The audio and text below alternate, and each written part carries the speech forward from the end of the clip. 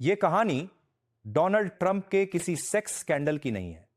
यह कहानी उस पावर स्कैंडल की है जो धोखे, ब्लैकमेल और बच्चियों की यौन शोषण की उस गंदी और डरावनी दुनिया से जुड़ा है, जहां पर राष्ट्रपति, उद्योगपति, नामी गिनामी सेलिब्रिटीज, कलाकार और बड़े बिजनेसमैन, ताकतवर लोग शामिल बताए जाते हैं।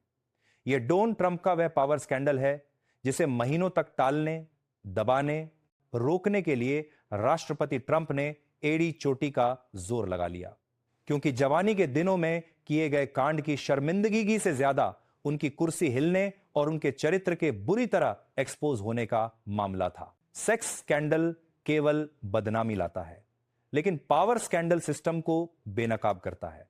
और यही वजह है कि आज यह कहानी लोगों के दिल में चुभ रही है। ये तस्वीरें सिर्फ शर्मिंदगी की वजह नहीं बन रही हैं, ये उस पावर नेटवर्क को एक्सपोज कर रही हैं जहां पर यादें बनाने के लिए नहीं, बल्कि स्कूल जाने की उम्र वाली लड़कियों को ब्लैकमेल करने के लिए सबूत जमा किए जाते हैं ताकि साल दर साल उनका शोषण हो सके। अभी पूरा खुलासा नहीं हुआ है, लेकिन जो तस्वीरें आई उसमें ट्रंप लड़कियों से घिरे दिख रहे हैं। एक तस्वीर में उनकी मौजूदगी कंडोम के पैकेट के साथ दर्ज है और लिखा है आई एम ह्यूज। अब सवाल सिर्फ यह नहीं कि तस्वीर में क्या है, सवाल यह है कि यह कौन सी दुनिया है और इसे अंधेरे में क्यों रखा गया। बहस इस बात पर हो रही है कि इन लोगों को बचा कौन रहा था। बहस इस बात की कि एस्टीन केस की फाइलों में ऐसा क्या है कि सबसे मुख्य व्यक्ति को पहले सालों साल जेल नहीं भेजा गया, फिर कुछ महीनों में छोड़ा गया और बाद में ही जेल में मरवा दिया गया। सवाल यह है कि क्या यह कहानी सिर्फ अमेरिका की है, क्योंकि नाम इसमें भारत के नेताओं का भी आ रहा है। कितना सच कितना फसाना हमें पता नहीं, लेकिन ऑब्सन केस फाइल यह कहती है कि हमाम में दुनिया के कई उद्योगपति, राजनेता, कलाकार, बिजनेसमैन नंगे हैं। इस कहानी का सबसे अहम नाम जो है वो है जेफरी एफस्टीन। लेकिन इस कहानी पर जाएं उससे पहले यह समझना जरूरी है कि इस कांड को क्या केवल ट्रंप तक सीमित करें। इस वीडियो केवल ट्रंप तक सीमित करें, क्योंकि रिपोर्ट के कागजात, ईमेल, कैलेंडर एंट्रीज कई बड़े नामों का जिक्र करते हैं।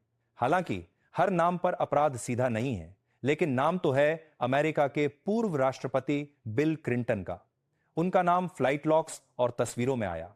माइक्रोसॉफ्ट के को-फाउंडर बिल गेट्स की एस्टीन से मुलाकात की तस्वीरें आईं। बाद में उन्होंने अपनी गलती माना। ब्रिटेन के प्रिंस एंड्रयू उन पर पीड़िता ने सीधे आरोप लगाए, जिसके बाद उन्होंने इनकार कर दिया। बाद में कोर्ट पर मामला किया। कई बड़े वकील, कई बड़े कॉरपोरेट, नामचीन यूनिवर्सिटीज और फंडिंग नेटवर्क किलिंग भी आए। हर नाम दोषी नहीं है, लेकिन इतने बड़े और ताकतवर लोगों का एक ही नेटवर्क से नाम जुड़ना यह बताता है कि यह मामला किसी एक इंसान का नहीं था। इसीलिए इसे हम केवल सेक्स स्कैंडल नहीं कह रहे, पावर नेटवर्क की कहानी कह रहे हैं, जहां पहचान और पहुंच सबसे बड़ी ढाल बन जाती है। और इस कहानी को अगर शुरू समझना है तो जेफरी एफस्टीन को समझना होगा, क्योंकि वही इसका मुख्य किरदार है। जेफरी एफस्टीन कहने को एक इवेंट मैनेजर, लेकिन जब जांच और गवाही हुई तो पता लगा कि यह सत्ता की दलाली करने वाला इंसान था। वो दलाली जहां पैसे से ज्यादा कीमती चीज होती थी। किसी के बारे में जानकारी एफस्टीन सिर्फ गलत काम नहीं कर रहा था, वो पहुंच बेच रहा था। ताकतवर लोगों तक, उसके राजों तक पहुंच, और उन राजों की हिफाजत। New York, Florida, US version island में उसकी प्रॉपर्टीज सिर्फ आलीशान घर नहीं थी, उसके काले नेटवर्क के अड्डे थे जहां कानून की एंट्री कमजोर थी। इस पूरे मामले की शुरुआत होती है साल 2005 में, जब फ्लोरिडा में एक 14 साल की लड़की की मां पुलिस के पास जाती है और यह आरोप लगाती है कि उसकी बेटी को मसाज के बहाने एफस्टीन के घर बुलाया गया। यही वो पल था जब पहली बार इस गंदी दुनिया का पर्दा उठा। जांच आगे बढ़ी और फिर एक एक करके 50 लड़कियां सामने आईं।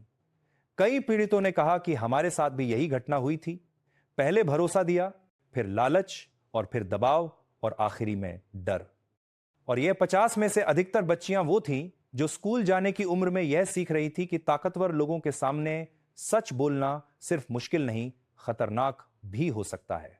और यहीं से डोनाल्ड ट्रंप की जो नई तस्वीरें आई हैं वो और ज्यादा सवाल खड़े कर रही हैं, क्योंकि डोनाल्ड ट्रंप ने इन तस्वीरों को छुपाने के लिए झूठ बोला और अब उनके पास ऑप्शन नहीं है।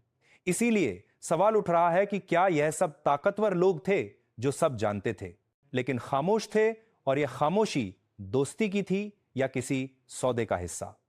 आज जो तस्वीरें निकल कर आ रही हैं वो किसी एक रात की कहानी नहीं है। यह उस दुनिया की मौजूदगी का सबूत है जहां पहुंच होना सुरक्षा बन जाता है। और इसीलिए सवाल उठता है कि अमेरिका, कहने को तो डेमोक्रेसी है, लेकिन अमेरिका की सत्ता भी डरती है। हालांकि कहानी 2019 में एक बार फिर तेज हुई जब एक पीड़ित वर्जीनिया ग्रफ वो सामने आती हैं और खुलकर बताती हैं कि नाबालिग उम्र में उन्हें एप्स्टीन और उसके नेटवर्क के जरिए शोषण का शिकार बनाया गया, अलग अलग ताकतवर लोगों तक पहुंचाया गया। उनका बयान किसी आरोप से ज्यादा एक चेतावनी था, जैसे किसी ने सिस्टम की दीवार पर पहली दरार डाली हो। दबाव बढ़ा। 6 जुलाई 2019 को न्यूयॉर्क में एस्टीन को सेक्स ट्रैफिकिंग के मामले में गिरफ्तार कर लिया गया।